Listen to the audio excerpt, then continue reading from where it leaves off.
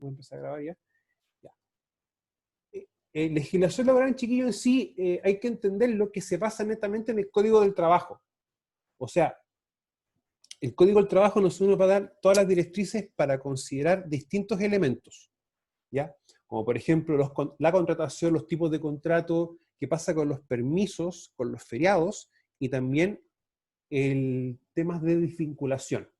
Ahora, eso es lo que siempre tiene que estar estructurado, porque como el contrato de trabajo es un vínculo entre un empleador y un empleado, va a tener distintas características, por ejemplo, como la dependencia, y también, en el fondo, más que algo marcado, es como que es lo que establece el contrato en la forma física de establecer una relación de dependencia, ¿ya? En el fondo, a ti te contratan por realizar una labor, y eso tiene tiene un nombre más técnico eso. Bueno, tiene una devolución en dinero, ¿ya? O en especies, que también se puede evaluar en dinero, que eso es lo que estipula el Código del Trabajo. Pero uno muchas veces se pregunta ¿qué es lo principal de esto?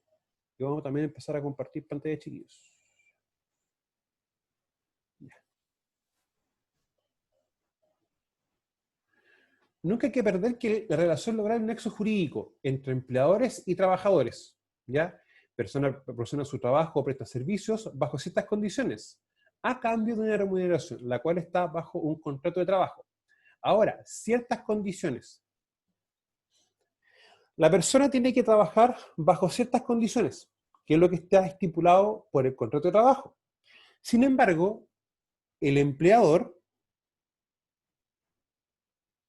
tiene que también cumplir ciertas condiciones de seguridad. Y eso, chiquillos, va a estar netamente dado por lo que respecta al Decreto Supremo 594, que es el reglamento básico que nosotros vamos a utilizar para muchos parámetros en lo que tiene relación con higiene industrial. Ahora, esas ciertas condiciones también tienen que quedar estipulados bajo la figura del contrato de trabajo, sí o sí. Y en la práctica, cuando uno habla de legislación laboral, dentro del contrato de trabajo también tiene que quedar expresado un elemento súper importante, que es lo que estipula o definir la obligación, ya, pero que quede bajo un contrato para que esta obligación sea ya de una forma que tenga que hacerse sí o sí, del cumplimiento de las normativas de seguridad, ¿ya? Nunca nos olvidemos de la importancia del artículo 21 del Decreto Supremo 40, que en la práctica es que el empleador debe informar cuáles son los riesgos laborales, las medidas preventivas y los métodos correctos de trabajo. Ahora, las ciertas condiciones también que tiene que mantener el empleador también van a estar bajo lo que estipula el Decreto Supremo 40, pero en su artículo 22. Ese artículo 22 dice que el empleador debe mantener en perfecto estado de funcionamiento todo lo que tenga relación con las maquinarias. Ah, ya, la asistencia. Ya. Eso lo hago, chiquillos, estoy mirando esto. Ahora, el artículo 22 muchas veces no lo miran con un peso. Sin embargo, el peso que tiene es bastante. Porque eso es lo que uno va a estipular que pueda o no existir una figura legal más adelante en la existencia de un accidente del trabajo. Porque si el empleador no mantiene las maquinarias en perfecto estado y ocurre un accidente, ya acá estamos viendo que hay un tema asociado al empleador, ¿ya? Ahora, esas ciertas condiciones es lo que muchas veces queda en nebulosa o queda como un ámbito que no se sabe bien, pero cuando no está estipulado y estructurado en el contrato de trabajo. Por eso que yo, como siempre les he dicho, no es función nuestra confeccionar un contrato. No es función nuestra pagar una remuneración. Pero, sin embargo, nosotros debemos saber cuáles son los descuentos que se puede ver afecta o efecto una remuneración. Se puede afectar una remuneración, que hay distintos tipos de descuentos, que en el fondo son los haberes legales. Primero. Y también darnos cuenta de que van a haber ciertas circunstancias que van a hacer que se rompa la relación laboral. Desde el punto de vista contractual, claro, nosotros no hacemos contratos, pero sí nosotros podemos revisar ciertos elementos de los contratos. O sea, por ejemplo, si el contrato está bien definido y estructurado, lo que corresponde a los domicilios. Si el trabajador está contratado como soldador, eso está en el contrato de trabajo. Por lo tanto, cuando uno empieza a revisar toda su documentación, tiene que estar con el cargo de soldador y también darnos cuenta que si le está haciendo alguna labor que no esté dentro de lo que estipula el contrato de trabajo, eso también puede ser considerado a la hora de buscar las causas o de definir claramente si es o no accidente del trabajo. Por eso la figura del contrato de trabajo es importante. De hecho, eso lo mencioné anteriormente, pero nunca está de más remencionarlo. Ustedes, siempre cuando tengan un accidente del trabajo o una enfermedad profesional, cuando ustedes van a hacer el trámite de llevar al trabajador a la mutualidad, tienen que llevar la copia del contrato de trabajo. Siempre. ¿Ya? Y las 3 últimas liquidaciones. Y entendiendo también que si el trabajador lleva poco tiempo trabajando, las liquidaciones que él tenga. Si lleva 2 meses, bueno, el mes que tenga. Más o menos va a coincidir con el término del mes en cuanto ya está o no generada la respectiva liquidación de sueldo. Ya. En la práctica, más adelante les voy a explicar más o menos cómo es la forma en la cual uno hace como el trámite cuando uno lleva un accidentado, ¿ya? Lo que sí se lo voy a dejar remarcado y que incluso quede grabado, no te admiten a ti como persona que entres, o como experto de la empresa en seguridad, que entres junto al accidentado, ¿ya? Eso no lo permite prácticamente nadie, porque en ese caso hay cierto tema de confidencialidad también que debe procurarse mantener el trabajador, y también un tema de presión o una exigencia, porque cuando uno hace una investigación de accidentes, chiquillos, créanme que las presiones que uno recibe son bastantes, ¿ya? Y en ese caso hay que procurar que el trabajador no tenga una presión extra, para que lo entendamos desde ese punto de vista, ¿ya? Lo importante, chiquillos, del contrato de trabajo es cuando uno ya empieza, vamos un poco a la parte final, en los elementos para la gestión. O sea, nosotros tenemos que hacer gestión en seguridad, sí. Y yo la gestión en prevención de riesgos siempre la he separado en 2 mundos.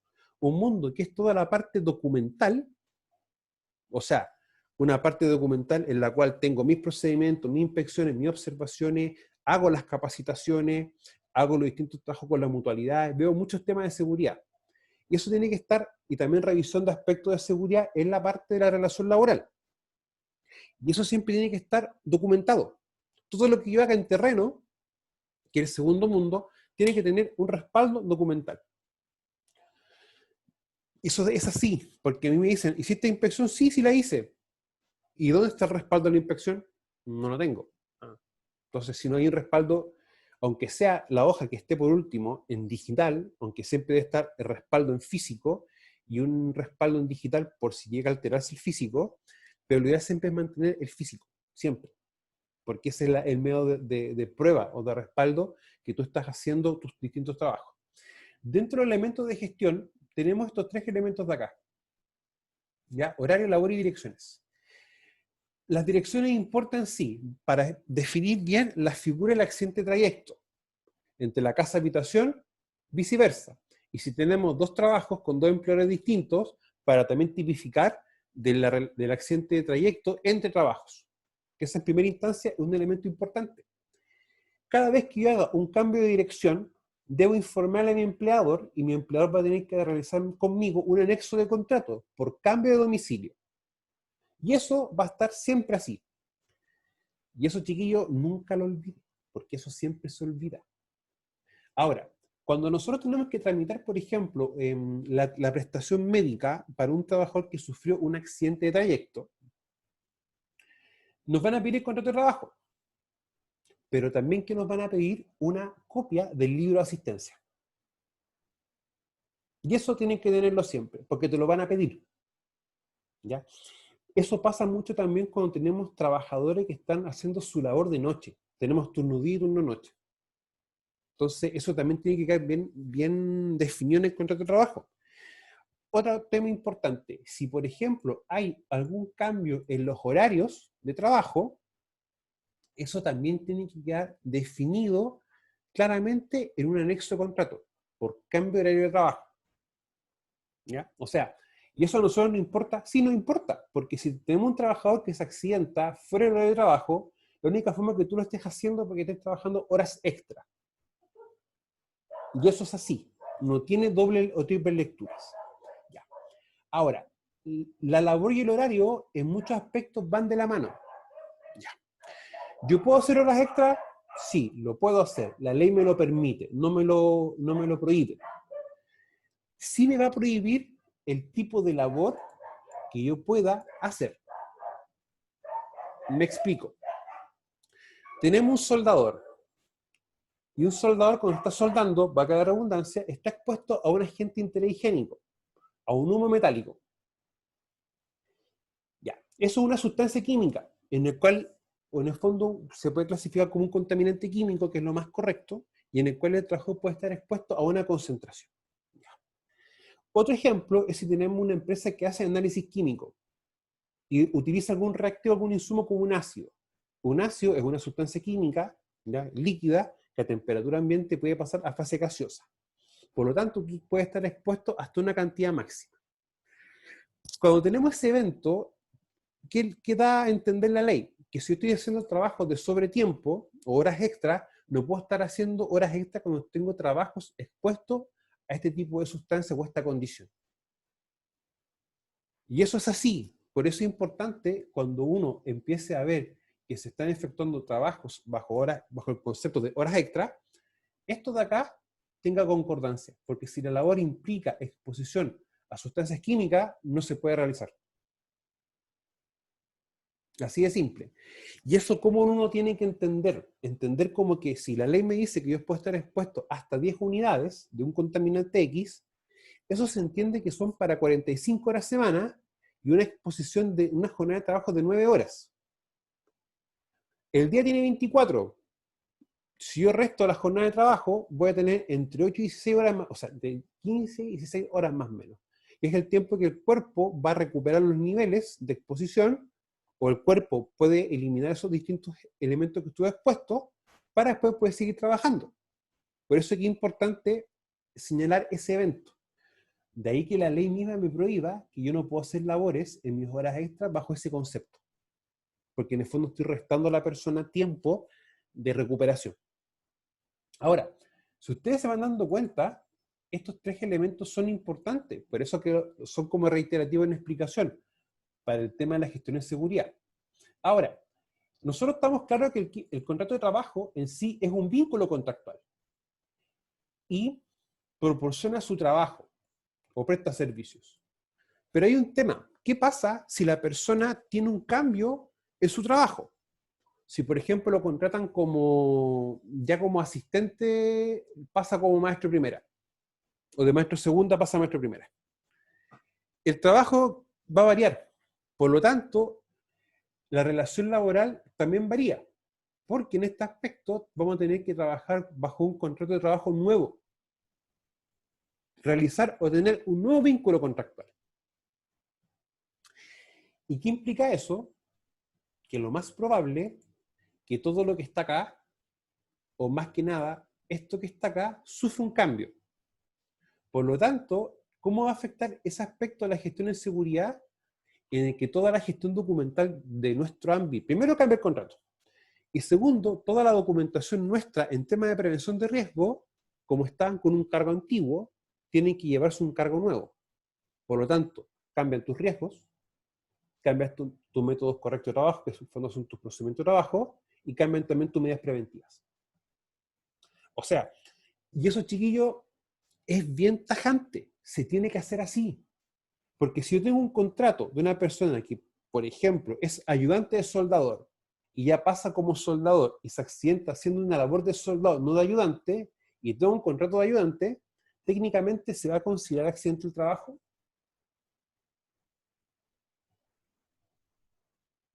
No. Técnicamente no, aunque el trabajador igual se le va a dar toda la prestación médica y económica, ¿ya? Y va a tener que la empresa explicar el por qué sucede esto. Yo que siempre recomiendo, yo cuando trabajaba tenía una matriz con todos mis trabajadores. Trabajador, su RUT, su edad y el cargo que él tenía y todos los documentos asociados al cargo. Y una vez al mes, ¿qué hacía yo? Tomaba, si eran 12 personas, la carpeta de las 12 personas y verificaba todo esto. Contrato de trabajo, ODI, procedimiento y todo. Y verificaba, teníamos la orden expresa a recursos humanos que ante cualquier cambio del cargo de la persona o un cambio en su contrato, nos diera el aviso, explicar el cambio para poder modificar todo mi aspecto de la gestión en seguridad para con la persona. O sea, si se van dando cuenta, lo que es prevención de riesgos va de la mano con lo que es la parte contractual legal, van de la mano y van funcionando en paralelo, chiquillos. Y se los digo por experiencia, o sea, a mí me tocó en una época no trabajar como experto en prevención de riesgos, sino como administrador de contratos. O sea, yo necesitaba que tuviese todos estos elementos de seguridad ordenado y estructurado, porque es lo que a mí me fiscalizaba. Entonces, se lo cuento como experto y también como persona que utiliza un servicio de un experto en prevención de riesgo, bajo los dos prismas, porque eso pasa mucho. Ahora, vamos a ir de atrás para adelante. La remuneración, chiquilla, importante, sí, porque son las contraprestaciones en dinero y las adicionales en especies. En casos chilenos siempre es con una contraprestación monetaria. Ahora, ¿la remuneración puede ser sujeta a algún descuento? Sí, pero en primera instancia los descuentos legales. O sea, el impuesto único, las cotizaciones de seguridad, que en este caso AFP, FONASA, ¿ya? O ISAPRE. Si estamos en un sindicato, la cuota del sindicato, que puede ser también a pago, y las obligaciones contraídas con instituciones de previsión, organismos públicos. Ya, un ejemplo, yo persona solicito un préstamo, una caja de compensación X, y el empleador me hace descuento por planilla y lo paga. Que en el fondo esos son los descuentos que pueden hacerse. Ahora, otro tipo de descuento, que yo me suelo explicar en el video, es cuando yo, persona natural, me hacen un descuento porque, por ejemplo, me dieron mi elemento de protección personal y lo rompí. La empresa que hace, y vas a tener que hacer un gasto en comprarme y proporcionarme un EPP nuevo. Ese gasto se descuenta al trabajador. ¿Cuáles descuentos no son legales? Primer descuento no legal, que te descuenten los EPPs que te dan de manera gratuita, exceptuando que tú los rompas, pero te los descuentan por dártelos. Primer descuento, que es ilegal. Segundo descuento es cuando, por ejemplo, yo, empresa, tengo que hacer el pago del seguro de accidente del trabajo en enfermedades profesionales. La famosa cotización básica más diferenciada, que en el fondo es la cotización global. Yo eso lo calculo en base de las remuneraciones que yo pago, pero eso no es a descuento del trabajador. O sea, a mí me interesa lo que ganan ellos, pero eso no se los puedo descontar. Ese, chiquillo, es un descuento de tipo ilegal, que no se puede hacer bajo ningún punto de vista. Por lo tanto, es importante siempre mantener eso en mente. Porque eso lo digo, me tocó ver un caso particular con una empresa que prestaba servicio a nosotros, que le descontaba estos elementos a los trabajadores. Y eso es completamente ilegal. Si de hecho, a uno cuando te van a fiscalizar, no solamente te fiscalizan, por ejemplo, en contrato de trabajo, que tengas el ODI, los procedimientos, entrega de EPP, sino que cuando empiezan a ver ya la parte netamente contractual en sí, ven también, por ejemplo, las liquidaciones de sueldo, y que estén firmadas por el trabajador. Cuando la liquidación de sueldo está firmada por el trabajador está consciente de lo que recibió y firmó. En el fondo es como la demostración de que el trabajador se le pagó. Otro elemento más también que se considera es, si tú haces, por ejemplo, transferencia electrónica, los respaldos de las transferencias. Y hay una carpeta junto con las liquidaciones, que es también un tema de poder demostrar que tú estás cumpliendo con eso. Lo otro importante es tener las copias de pago de lo que es AFP, ISAPRE y FONASA, ¿ya? Y también uno recomienda tener al día los respaldos de los pagos de lo que corresponde a la ley de accidentes de trabajo y enfermedades profesionales, lo que es el pago seguro, ¿ya? Eso se paga, chiquillo, de la misma forma en cómo se paga a los otros, misma forma, ¿ya? No, incluso se paga hasta en el mismo sistema. Ya, no voy a decir la marca, pero todos sabemos que termina con red. El mismo sistema, la misma página, te da la opción de también de hacer estos pagos, ¿ya? Y esos, chiquillos, también es una obligación nuestra. O sea, no es obligación nuestra pagarlos, pero sí una obligación verificar que estén estos pagos hechos.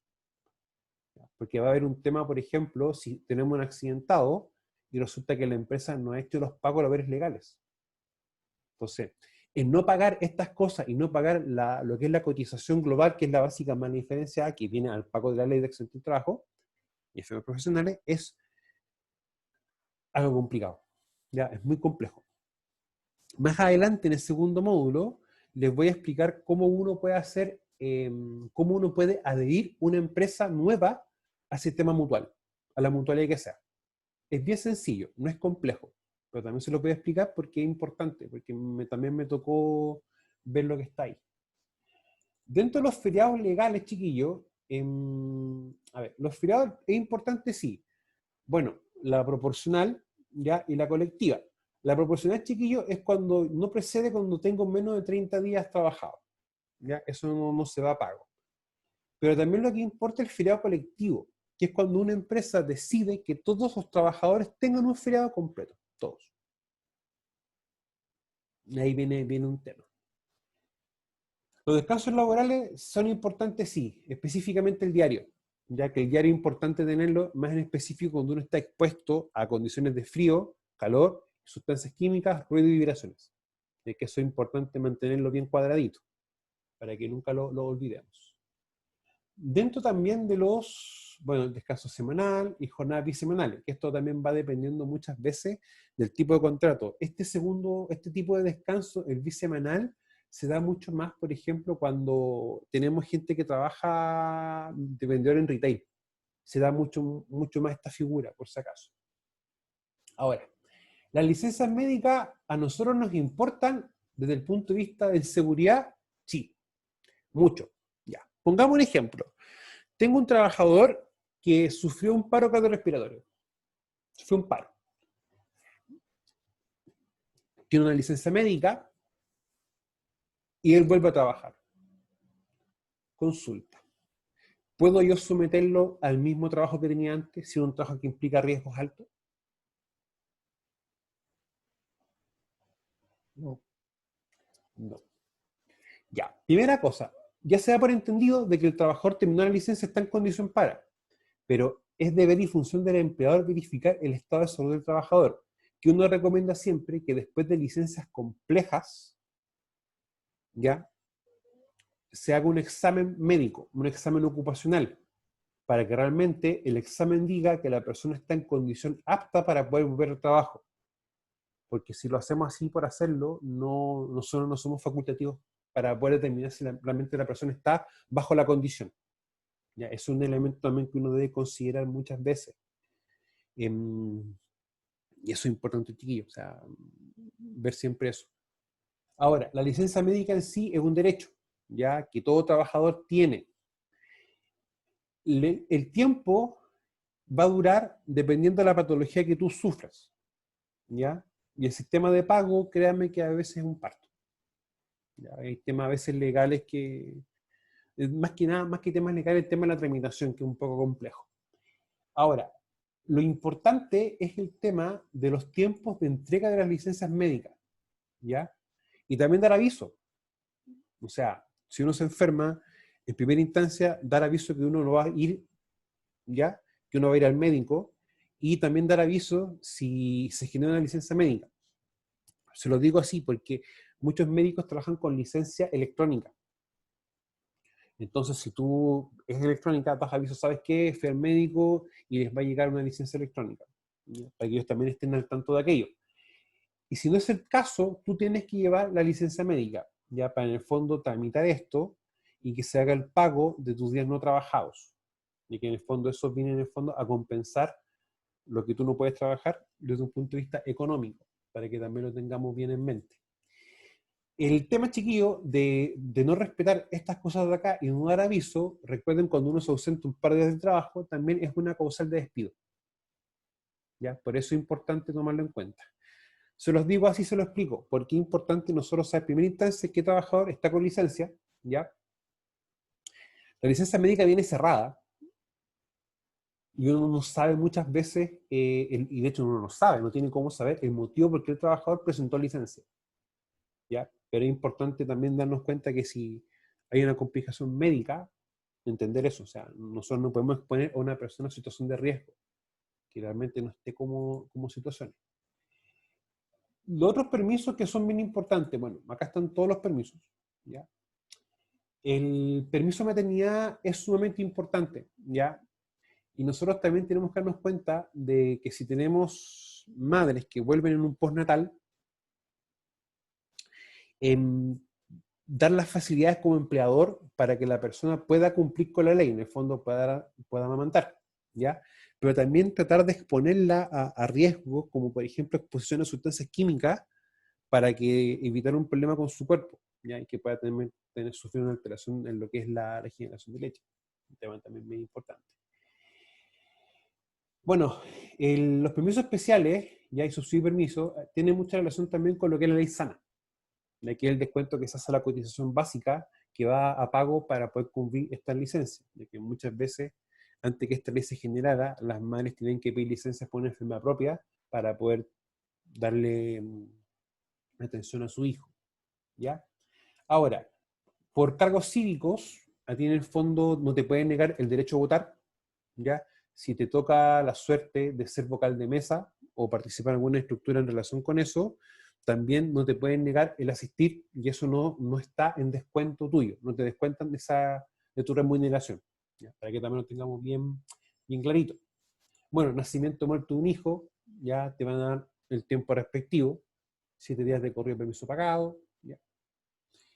Permisos sindicales, que el permiso sindical, chiquillo, es bien importante, porque si un dirigente sindical sufre un accidente bajo su cometido sindical, eso es un accidente del trabajo. Y la ley lo define así, ¿ya? Lo que sí siempre hay que procurar, lo que está acá, ¿ya? El de 6 a 8 horas y esta cantidad de trabajadores, ¿ya? Para poder cumplir con aquello. Ahora, recuerden que el empleador no puede negar a los dirigentes sindicales realizar sus trabajos, sus menesteres, ¿ya? Cuando son siempre y cuando bajo el trabajo sindical, ¿ya? Muchas veces los dirigentes sindicales también ven temas a veces de convenio con alguna caja de compensación o algún tema de una capacitación, no quizá en relación con un tema de seguridad, sino con un tema laboral, ¿ya? Entonces ahí también tienen que hacer a veces esos cometidos. Lo que es por catástrofe ya es un poco más complejo y también más simple a veces de poder abordarlo. Entendiendo como catástrofe, por ejemplo, lo que es tsunami, un terremoto, ¿ya? Que ahí lamentablemente la infraestructura tanto de la persona de su vivienda como la del trabajo, como la de la ciudad, se ve alterada para poder trabajar. Y ahí se llega a un consenso entre empleador y empleado para poder realizar el trabajo o cuántos días se paraliza. Lo que sí acá hay una frase que no me marcó, pero me llamó la atención. Este tipo de permiso dependerá del sentido común que aplique cada empleador, con quienes se encuentren en situación extrema. O sea, acá deja al empleador como para tomar la decisión de cómo se va a trabajar ese aspecto, ¿ya? Pero siempre y cuando, yo siempre lo que me tocó ver en mi caso con el terremoto en Coquimbo, de que fue un consenso. O sea, cuando fue el terremoto del 2015, si mi memoria no falla, tuvimos un tema donde yo trabajaba. Entonces ahí llegamos a un acuerdo que íbamos a suspender nuestro trabajo por esa semana, porque no, como seguían las réplicas, había una alteración muy grande de la ciudad y tampoco podían asistir los estudiantes. Entonces ahí llegamos a un consenso de no trabajar en esos días hasta que se pudiese volver a la normalidad. Y eso es un tema que viene. El tema de exámenes médicos, esto es textual y esto es así, ¿ya? Lo que sí siempre uno debe solicitarlo con antelación, ¿ya? A la jefatura superior de uno. O sea, no puede ir el mismo día, ¿sabe qué? No voy a trabajar porque me voy a hacer un examen. No, uno da los avisos. Siempre cuando uno va a realizar pedir un permiso en realidad, independiente de lo que estipule la ley como un permiso ya por un tema maternal, uno siempre debe dar aviso. ¿Ya? Y lo que uno siempre hace un correo electrónico. O si uno va a llegar tarde, también da un aviso de aquello, ¿ya? Es importante que eso siempre quede, ¿ya? O quede un respaldo de que tú realmente estás solicitando o viendo algún permiso. Ya, chiquillos, eso era por mi parte con lo que es la clase. No sé si ustedes tienen alguna consulta, chiquillos.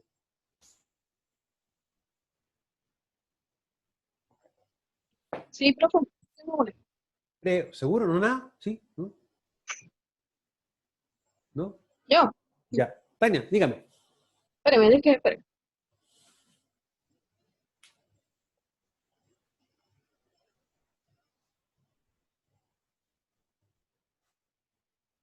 Ay, sí, que estoy trabajando. No se entiende, se entiende. Una consulta por eso de la licencia, que te dijo que de vuelta, si la licencia es muy grave, ¿Mm? se puede hacer un examen preocupacional. ¿Mm? ¿Eso es obligación? Mira, O, lo que pasa es que ahí me tocó un caso con un trabajador que hacía tareas de trabajo en altura para la redundancia y él sufrió un paro. Entonces, si tú consideras que el trabajar en altura ya implica cambios físicos, o sea, el tener que subir, un tema también de presión.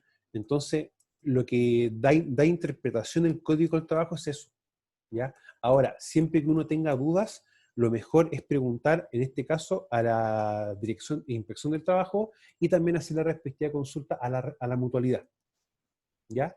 Que hay veces que hay ciertos elementos que pueden quedar interpretación. ya. ¿Mm? Y otra consulta respecto a la hora extra o el tema de que hablaba usted cuando uno trabaja con sustancias peligrosas. ¿Mm? O sea, en mi caso yo soy analista químico, yo trabajo acá en el laboratorio. Ya. Y por el tema de eso del tiempo de exposición, ¿eso es donde sale más o menos Mira, para calcular? Yo los tiempos trabajo de 12 horas. exposición, mira, los tiempos de exposición hay que asociarlos a los límites ponderados permisibles, a los LPP, ¿ya? Los límites de exposición son los LPP, LPT y LPA. Permisible ponderado, permisible temporal y permisible absoluto. Y esos elementos se encuentran en el decreto supremo 594. Ahora, si tú haces trabajo de jornada de 12 horas, en la misma ley permite hacer un recálculo del límite máximo que tú puedes estar expuesto. ¿Ya? Porque tú tienes una condición de trabajo distinta. Tú no tienes una condición de trabajo de 45 horas semana, sino que tú estás trabajando bajo un régimen de turno.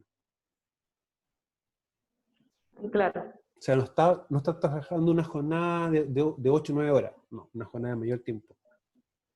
claro. Y eso al exponerse, o sea, te la duda porque uno en sí ocupa los EPP. ¿Mm? Entonces, al exponerse, ¿de qué forma usted se refiere? Lo que pasa es que la exposición, primera instancia, es cuando tú estás trabajando con los distintos elementos. Tú ya estás expuesta.